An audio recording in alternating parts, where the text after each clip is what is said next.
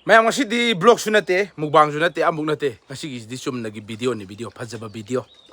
Ngasi je video namje toromba. Taude. Aina video nam gadran hange hamada namaro je ngasi di moi chakung ka gi thabak leiden hai. Moi ju nam dre ade ai ju nam daren lerame. Ado di na hari ko stana. Ngan chedu ligi video da mana chak ngau bagi cha badu yam haudong mali. Ado do sa je sini. Ado di phare ado di ado sa bai do video nam ni sini ai. Chalang nam jala ni ba. Ado Bema Rosia Nabanina Sani Gana Hano do Sarabara Koina Halabra Koina Halam do di Male Nabanido Yumdang Tinata Marina Saram Gani have it has a tam deva Marum Pang the Koba Homa Tabi than no idea which is on poor Neil Lay the Hoda Amator Nah do Maruji Holla dinner Maruji Holla Habagi Maru had a yarrow crap. Cam here near Kau tu ambil dah. Azare. Mukbang. Padigom jiu kan ni. Kau di. Pambi puk pun ada hojiti. Lichala ari ba kau hojiti mukbang. Kalau tu maru kan aman itu hawu tu. Hojiti mukbang mana tahu rena. Ya ni dah siapa mak. Padigom itu Macau ini cabai orang mana tu? Han di puk nam dah ni. Tu dah setari tu, nak buat betul. Sini nak cuma asal buat cuma hiu dah berjeng tu. Nak tu tu. Sini Macau sini tu sahaja. Macau cuma hiu pun wan itu. Cuma Macau tak sahaja. Tahu bagi.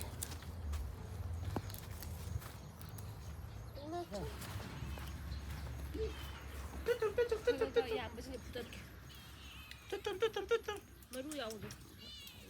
Maru kau di hari. Telo kau tahu dia pak. Amak sahut apa dah luna. No. Si hiu hiu kau lo. Nah, ya ni dah. Ya. Di kusi dah. Hiu kata beloi deh. Salah.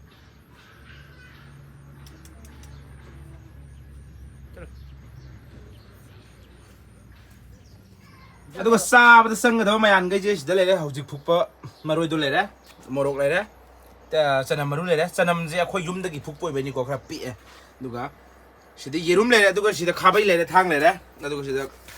kompak tu isin apa kata me, luar ini sih bu, resipi ya bu sini kerap luar ini. Si kan si tang cang jadi lagi tu, anu aku gini yam tahu tu ya masak se yam apa, tu na kerja yam na tahu salah ke, mayan si tang cang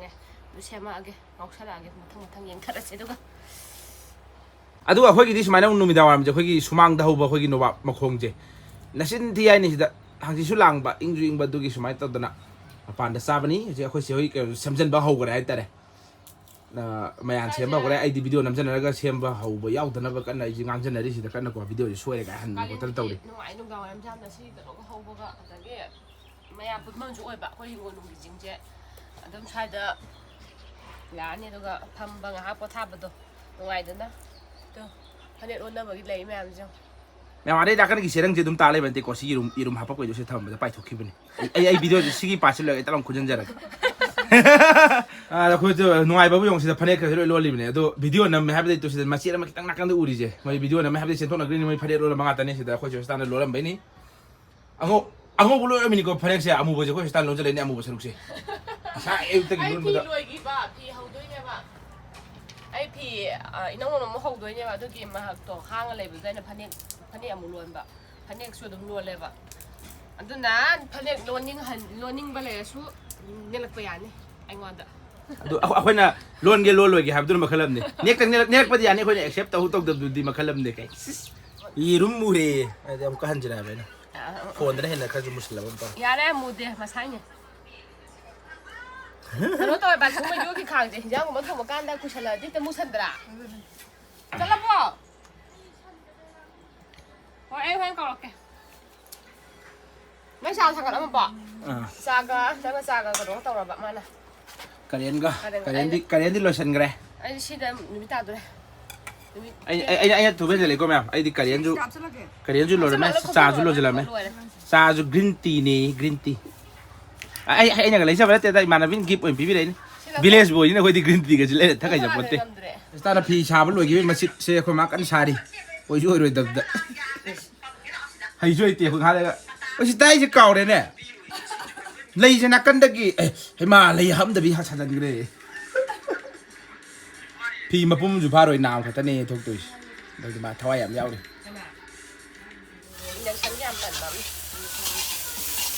ngô không ngô như nó con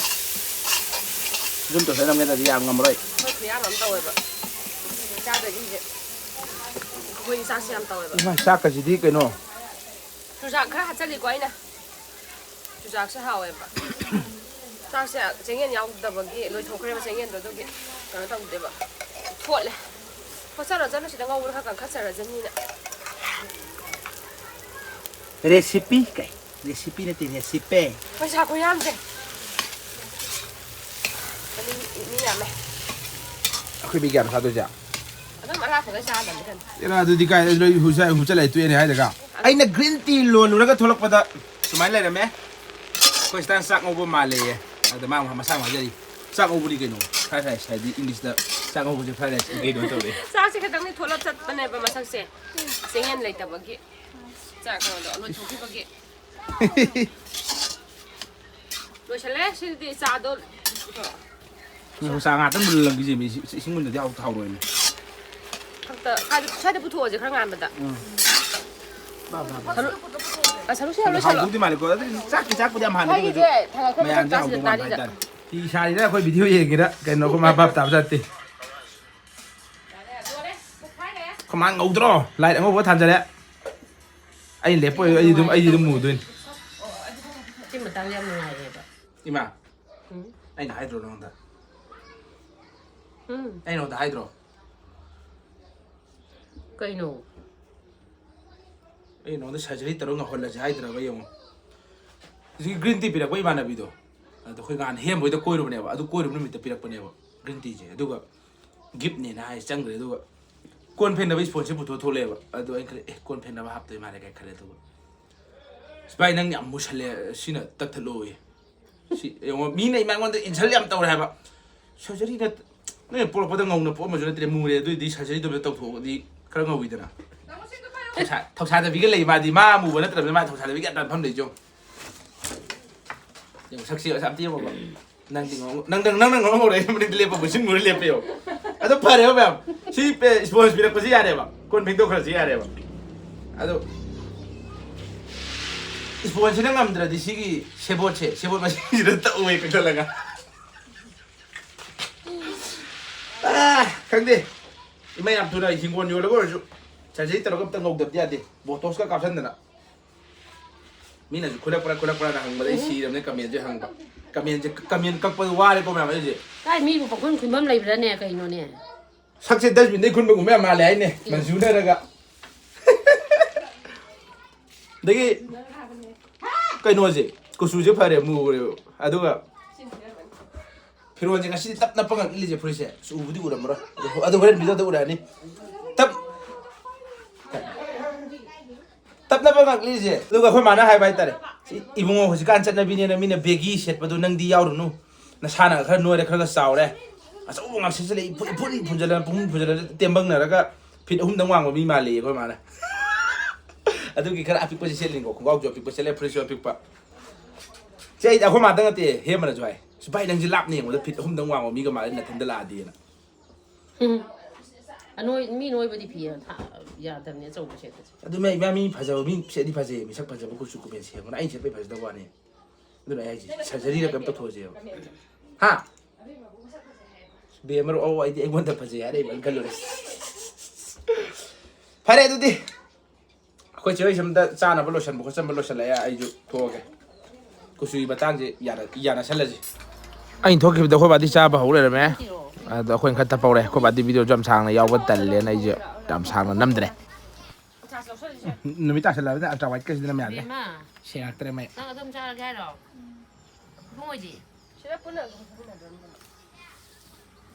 ai tụi anh không phải cái gì sắp ăn chạy cái nào khôi lại mình lâu thì mình lập sao bây giờ đi xin này đấy อยู่งั้งเลยแอนนะเต้ งาน กรีนที ส้ม เห็นไหมมันลวกเผ็ดจนได้ไปยุ่งกับกันด่า Dove? เฮาปะล่ะ Kawe. ฮะ Kawe. แล้วแต่ว่าแบบที่ดังชมชาแบบตัวมัวชาแบบไม่เอาถ่ายน่ะ cái đấy lỏ นี่ที่ขึ้นที่ไหนเดียวไปมา trắng chứ คนมาที่ซาที่ซาเขาบุยที่แค่เดี๋ยวที่คนมานะสนุกแค่ท่าเดินนะ เอ้ยถ่ายจ้ะ noi sai in ma che video tu se troli in gelo sì ที่จากร้านเมย์ในซาซาเลียตัวไม่ใช่ใช่ใช่ใช่ไม่ใช่ใช่ยาวตัวใหญ่ตัวเทียนละยามจานี่ก็ดีทั้งเดียว ngao quay chứ cái sân đi chơi hồi chúng ta sẽ không giàu vì cái mà sao này ạ à rồi làm lại thì cái này hồi chúng ta để rồi sâu rồi sẽ lâu cái à rồi sâu gì mà đây đã ham mấy thì nó không phải tầm nữa có cả hơi này hay cái nó đâm vào nó có lặng này nó cái nào rồi sao rồi đó sâu xa không chịu gặp tôi hay là mấy ta đã ham sao vậy nè được mua đi xung bà sạp xa đồng như là hay biết đó mà đi à tìm sao cái bay là sẽ được bây giờ đến đâu thì à cho nó được ba liều rồi น้องเอ็งตรอเอาคุณมาแล้วแบบ có chữ đó ไม่มาไม่ไหวเอามาแต่ว่า ngoan là ba rồi nhưng tôi điện lạc của mía với cả hai เขาดีนะตัวมันแบบ thầy ấy cho bay ta xuyên này cắm chân อ่ะแม่จะ yên chứ mù xài cũng ngang giờ mình đi xài này mà